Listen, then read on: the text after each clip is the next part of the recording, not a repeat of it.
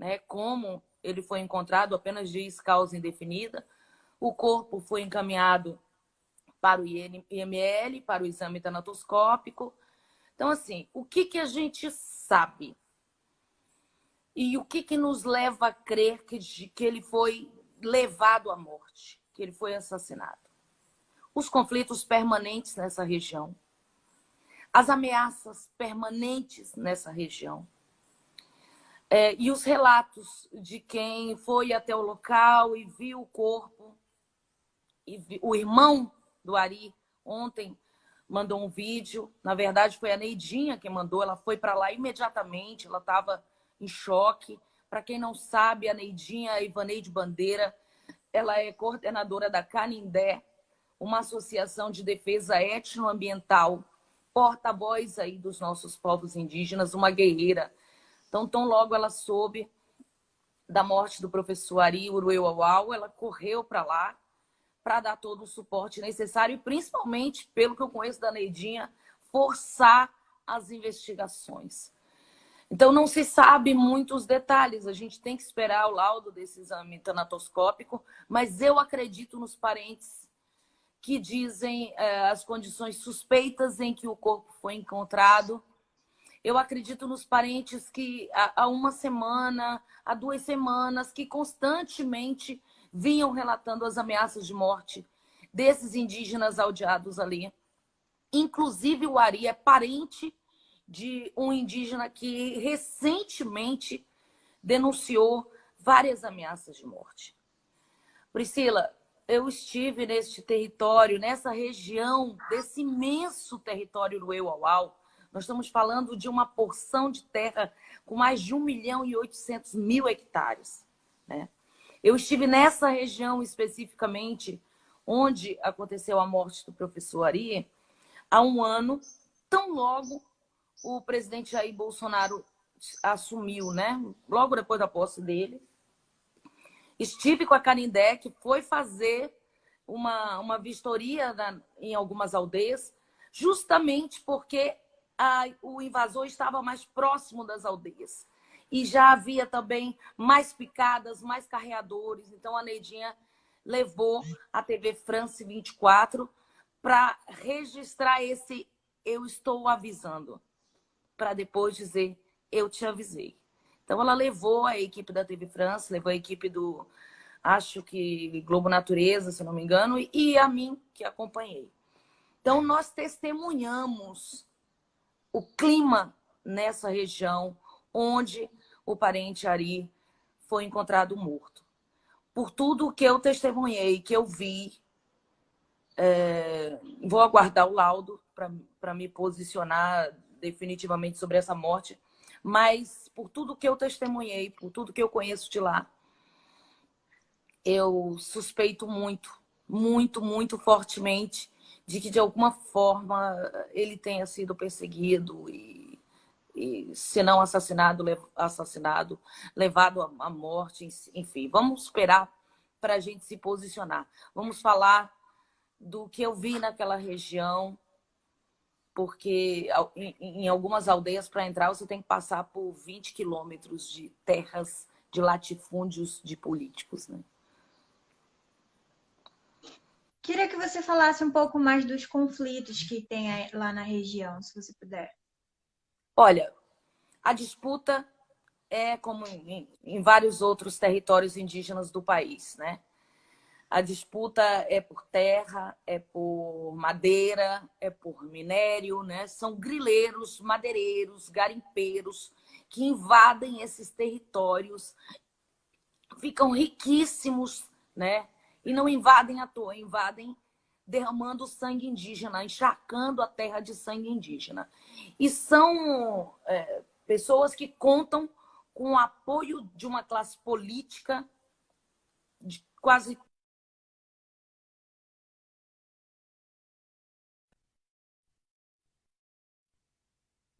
Então, esses invasores se sentem muito empoderados e a omissão da mídia tradicional. Olha, Priscila, eu fiz uma varredura para ver quantos sites né, mais conhecidos aqui do estado divulgaram ontem a morte do professor Ari. Eu vi em dois. Eu vi em dois. E isso é ainda mais grave.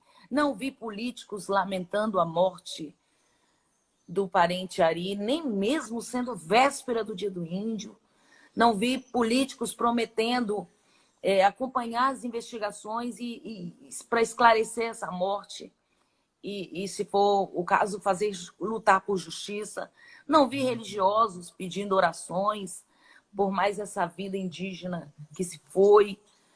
Vi a tristeza, né, no olhar dos parentes. Isso eu vi, conversei com parentes do professor Ari e vi a tristeza. É um lugar, Priscila, que eu fiz uma matéria, aliás, 2 matérias há um ano, em que, ao relatar a aproximação e pressão dos invasores por conta dos discursos do presidente Jair Bolsonaro, ou seja, eles se sentem autorizados a invadir mais, a derrubar mais, a matar, se for o caso. Eles se sentem autorizados pelos discursos do presidente Jair Bolsonaro, e eu vi os indígenas falando isso. Eu testemunhei aldeias com muitas marcações em árvores que seriam derrubadas, né? Em loteamentos. Eu testemunhei cápsulas de fuzis. Isso tudo está na minha matéria, foi registrado, eu mostrei. Eu testemunhei os depoimentos, colhi os depoimentos dos indígenas em várias situações em que se depararam com 30, 40 invasores armados até os dentes. Então, assim, é uma situação, uma tragédia anunciada, né? A gente sabe, como diz o Ailton Krenak, que os indígenas estão sempre em guerra. Nós estamos em guerra nesse momento, ele fala. A gente está sempre em guerra. Mas o discurso do Bolsonaro, ele disparou muitos gatilhos mentais e fatalmente outros gatilhos, né? E as pessoas não precisam de uma lei, esses invasores não precisam de uma lei que autorize a ultrapassar o território indígena, a derrubar árvore, a explorar seus minérios e depredar e devastar tudo. Eles não precisam disso, eles já se sentem autorizados pelo presidente da República. Tipo assim, ele está conosco. E em muitos relatos que eu colhi, isso está presente nos depoimentos dos indígenas. Eles dizem que eles pegam muitos invasores, né? Eles pegam os invasores em motos, registram, fazem vídeos, mandam para mim para expor isso. Nesse aspecto, a tecnologia ajudou muito os povos indígenas. Eles conseguem monitorar, inclusive com a ajuda de drones, a presença desses invasores. E eles enviaram esses vídeos de 7, 8, 10 motos que eles encontram dos empregados, né, dos verdadeiros invasores. E eles, quando eles são flagrados, eles dizem isso. Acabou. O presidente falou que não vai ter mais um metro de terra para indígena nenhum. Não vai ter demarcação. Ele vai liberar as armas em toda a nossa propriedade rural para uso em toda a nossa propriedade. Então, tudo isso, né, empoderou muito esses invasores. E a disputa é essa que eu te falei, né? Todas as terras indígenas de Rondônia estão invadidas. Só que agora a pressão está cada vez mais próxima das aldeias. E é dramático, porque toda a nossa classe política, praticamente toda a nossa classe política, está fazendo campanha para liberar a mineração nos territórios indígenas. Eu fui a uma audiência pública sobre essa questão da mineração, da liberação da mineração em território indígena, e os representantes de todos os poderes, os piores bandidos que eu conheço por processos judiciais em que foram condenados ou aqui respondem, estavam presentes. Não havia um indígena na mesa para discussão. Mas tínhamos 200 na plateia e eles fizeram, né, um levante ali, interromperam essa audiência pública várias vezes. Então, assim, Rondônia tem um movimento indígena que está muito organizado, articulado, e com apoio não só da Canindé, mas de várias organizações que esse presidente tanto despreza, estão enfrentando seus inimigos nas aldeias, que são dois. Um invisível, que é o que todos nós estamos enfrentando, que é o coronavírus, e outro, que é o inimigo que todo mundo conhece, para o qual o Estado se omite. Então, essas organizações, elas estão dando um suporte nos territórios indígenas muito valioso. Por exemplo, agora, no combate ao coronavírus. 480 cestas básicas com material de higiene foram distribuídos em várias aldeias aqui, pela Canindé, que conseguiu em apoio com várias organizações nacionais e internacionais. Para quê? Para que eles não saiam da aldeia, para que eles não precisem comprar nada fora, né? Tá rolando até a campanha, hashtag Fique na Aldeia. Então, essa preocupação de proteger os indígenas de um novo genocídio e mais veloz, porque o coronavírus entrando aqui em Rondônia, nós não temos casos ainda, graças nas aldeias indígenas de infectados pela Covid-19. Mas entrando, dizima aldeias inteiras em dias. Porque a assistência básica, né, à saúde indígena não funciona como deveria funcionar. E quando o Bolsonaro tomou posse, né, da presidência, houve cortes da CESAI e isso acabou dificultando o trabalho dos médicos, né, que estão dentro dos territórios, e a gente sabe como tem essa dificuldade de um doente sair da aldeia e ir para a cidade, né? A gente sabe que tem a dificuldade do transporte e também tem a dificuldade desse parente estar dentro, tá no hospital, porque tem pessoas que não vão compreender, porque muitos dos parentes às vezes não falam português e às vezes os acompanhantes que vão também sofrem, tipo, tem dificuldades porque não tem onde ficar, não tem onde às vezes tomar um banho, não tem como se alimentar, né? A gente sabe que é toda uma situação muito precária. E falando dessas invasões, não sei se você sabe, se as outras pessoas que estão me vendo também sabem, sobre a MP 910, né? Que é uma MP que legaliza, que seria, como gosto de dizer, que a MP é a MP da morte, porque é onde as terras que foram desmatadas até dezembro de 2018, se essa MP for oficializada, as pessoas que desmataram essas terras, elas vão poder tomar posse dessa terra, que se for uma terra da União. Então, a gente sabe que tem muito território indígena, como território quilombola, ribeirinho, que não são demarcados, né? E a gente sabe que no atual governo eles não querem demarcar por causa disso, porque se você não demarca, a FUNAI e a CESAI não tem uma obrigação de ir lá, né? De dar uma assistência para esse parente, né? A gente sabe que eles ficam omissos, então isso acontece muito assim. Na minha região agora, teve na aldeia Alter do Chão, onde uma parenta Borari morreu por causa da Covid. Essa morte dela não foi anunciada pela FUNAI, não foi anunciada pela CESAI, foi anunciada nas redes nacionais, mas como se ela fosse não indígena, né? Mas que na verdade ela é uma indígena dentro do território, só que é um território que não é demarcado. Então a gente sabe que tem essa falha, né? E se essa MP for legalizada, essas invasões vão aumentar muito mais, por causa que esses grileiros vão invadir as terras, porque eles vão querer vender essas terras, né? A gente sabe que as nossas terras têm muito minério, então os garimpeiros invadem os territórios para derrubar a floresta, para vender a madeira, para explorar o minério, para fazer pasto. para plantar soja. Então a gente sabe que na Amazônia toda, principalmente, está tendo esse conflito, né? E a gente realmente precisa falar porque tem muitos parentes que estão sofrendo diariamente ameaça, né?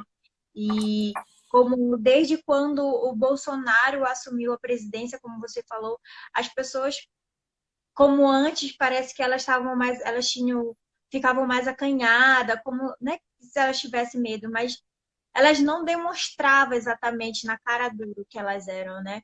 E depois que o Bolsonaro ganhou e parece que elas tiraram aquela máscara que tinha no rosto e começaram a fazer as coisas descaradamente, né? E a gente sabe que vários, desde quando o Bolsonaro assumiu, teve parentes indígenas que morreram. Teve o parente que era uma liderança indígena, o Ayampi, que foi assassinado, né? Teve os parentes Guajajara, que foram assassinados, que eram guerreiros, que de vigilância do território Araribóia, né? E como eu vi até mesmo no seu blog, que esse guerreiro que foi assassinado, ele era um vigilante do território, né? Você pode falar um pouco mais sobre isso, sobre esse trabalho de vigilância que eles fazem lá? O Zurueu-Auau, eu vou falar da minha impressão, do contato que eu tenho com eles. Eles estão sempre muito em alerta, né? Aquela pintura que os Zurueu fazem, que eles passam um traço negro no rosto e cruzado no peito, é uma pintura de guerra. Não é um grafismo que tem o seu valor, né? Diferente para cada etnia. O deles, quando eles se pintam, representa muito isso. Estamos pintados para a guerra. E quando eu fui há um ano nessa região, todos estavam pintados para a guerra, já prevendo o que poderia acontecer por conta dos discursos do presidente Jair Bolsonaro. O desmonte, você falou muito da saúde indígena aí, e também da proteção aos territórios com essa maldita MP, o desmonte das políticas de saúde indígena e de proteção à soberania indígena nos seus territórios só não ocorreu porque houve um levante muito bonito, incrível, com as marchas, né, que foram feitas. Lembra? Logo no início do governo, tivemos marchas gigantescas de mulheres, de guerreiras, e tivemos ocupações de distritos sanitários indígenas, de FUNAI, de greve nos distritos sanitários indígenas. Então, assim, houve um movimento de resistência muito forte a esse governo que muito antes de se formar, o Jair Bolsonaro, antes mesmo de eleito, já em campanha, ele declarava o seu total desprezo, né, aos povos indígenas. Então, é tudo uma construção. Para nós chegarmos a esse ponto, tem um contexto. E não começa nem com Jair Bolsonaro, começa lá atrás, né? Eu estou fazendo, Priscila, um trabalho de conclusão de curso num curso de especialização, uma especialização em diversidade de gênero que eu faço. E eu escolhi justamente os povos indígenas para falar, né, nessa diversidade, porque, primeiro, pouco se sabe sobre os povos indígenas e o pouco se sabe muito equivocadamente. E o tema do meu TCC é o espaço de fala dos povos indígenas na mídia tradicional de Rondônia, no ano de 2019. Você sabe o que é você, como jornalista, né, como eu, alternativo, que se dedica a uma causa perigosa, solitária no meu campo de atuação, ver fatos tão graves como esse de invasões serem ignorados pelos meus colegas, a morte de um indígena ignorada pelos meus colegas não é fácil. Então, eu escolhi esse tema, falar sobre o espaço de fala dos povos indígenas na imprensa de Rondônia, porque eu percebo, Priscila, que muitos jornalistas escrevem hoje o que se escrevia há 100 anos. há 100 anos, quando Percival Farquhar pagou para um jornalista falar sobre o conflito que havia entre a construção, né, a grande construção da estrada de ferro Madeira-Mamoré e os interesses de desenvolvimento, de progresso. Aberturas de estrada, enfim, tudo. O que se escrevia naquela época se reproduz hoje. Então, essa narrativa que o senso comum abraça, ela é construída com muito poder político, com muito poder econômico e com muita manipulação midiática. Então, eu temo muito pelo que possa acontecer nessa luta dos indígenas contra esses dois inimigos. O coronavírus, pelo abandono da FUNAI, né? A FUNAI, pelo que eu li na semana passada, a notícia que havia é que tinham destinado mais de 14 milhões para o combate ao coronavírus nas aldeias e nada tinha sido usado. Estou tentando buscar mais informações sobre isso. Mas eu temo muito por isso, pelo abandono no combate ao coronavírus, que é um inimigo muito perigoso e invisível. E temo também pelo invisível, o inimigo conhecido, que já está novamente mostrando que não teme nada com o aumento do desmatamento. Rondônia esteve, em 2019, entre os estados com maior número de alertas de incêndios e de queimadas na sequência, e também está sempre no topo dos que estão do desmatamento. E esse ano, março, já tem 29% de aumento no desmatamento em relação ao ano passado, né? Ou seja, desmatam, derrubam e logo vão queimar. Aí a população que não se importa com os povos indígenas tem que pensar. Nós que vivemos aqui, convivemos há anos com as queimadas, né? Quando chega o período delas, sabemos que a rede pública de saúde fica completamente congestionada pelo aumento das doenças respiratórias. Agora, junta isso. Aumento de doenças respiratórias por conta de queimadas, mais casos de Covid. Entendeu? Então, nós somos, gente, uma coisa só. Como diz, vou voltar ao Krenak aqui. Né? Nós somos uma coisa só no universo. Não existe o homem e a terra. Não se separa o homem da terra. Né?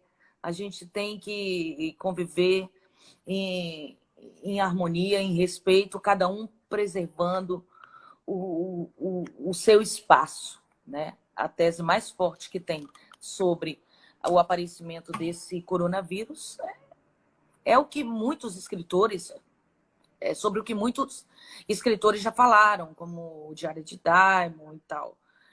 É o homem invadindo o território onde está o vírus. O vírus, ele salta de animais para humanos. Mas faz isso por quê? Porque a gente invade esses territórios e devasta tudo. E devasta tudo. Não há vida sem floresta. E a floresta aqui em Rondônia, Priscila, como em vários outros lugares, está de pé porque os povos indígenas estão lá. É isso. Obrigada, Luciana, pela sua fala. É muito importante que você falou pra gente, né? Muitas das pessoas não sabem o que está acontecendo, né? Porque é isso, como a gente fala, assim, a mídia centraliza muito, né? As coisas que acontecem. E realmente, assim, a gente fala nos estados que estão ao extremo, né? Como é Rondônia, o Acre, o Amapá, Roraima. Às vezes as pessoas que estão principalmente aqui em São Paulo e no Rio de Janeiro, aqui na região do Sul e Sudeste, não acabam tendo conhecimento do que acontece no Brasil, né? O que realmente acontece no Brasil, né? E essas pessoas não têm esse conhecimento porque a mídia tradicional não mostra. E é como você estava falando, assim, as pessoas ainda têm uma visão sobre nós, populações indígenas, de uma visão estereotipada, uma visão que tá ali há 1.500 anos atrás, sabe? E essa visão ainda se propaga, né? Porque a mídia acaba fazendo isso. Você às vezes assiste um filme que vão e colocam uma indígena, um indígena é, fortalecendo aquela visão de que indígena é selvagem, de que indígena é isso e aquilo. E como também alguns livros que vão para as escolas, né? Então, assim, nós temos que estar todos os dias quebrando esse preconceito, falando que não, que tem uma pluralidade de povos indígenas com diferenças, uma diferença cultural, como também tem indígenas que estão no território, como tem indígenas que estão na cidade, e falar sobre a nossa luta, realmente, o que acontece, né, nos territórios. Muito obrigada por estar com os parentes, apoiando eles, né? A gente sabe que é uma região de grande conflito, é uma região que também tem difícil acesso à comunicação, à internet, né? E às vezes os parentes sozinhos, às vezes eles acabam não conseguindo, né? Por essa distância até a cidade ou até um lugar onde tem internet, às vezes eles têm essa dificuldade, e vocês que estão aí ajudando, né? Vocês conseguem ir no território, conseguem ver, conseguem levar o que está acontecendo no território para outras pessoas. Muito obrigada pelo seu trabalho, muito obrigada pela sua fala. Eu espero que as pessoas agora entendam um pouco mais o que está acontecendo. Agora eu vou ter que me despedir de você, porque você vai para uma outra live, né? E aí eu vou chamar uma parenta, que é da Obrigada, etnia Priscila. Tapu. Obrigada, obrigada. Obrigada, viu? Um abraço a todos aí. Força, força, avante. Grande beijo para Sônia Guajajara, que deu meu contato para você. Obrigada, tchau.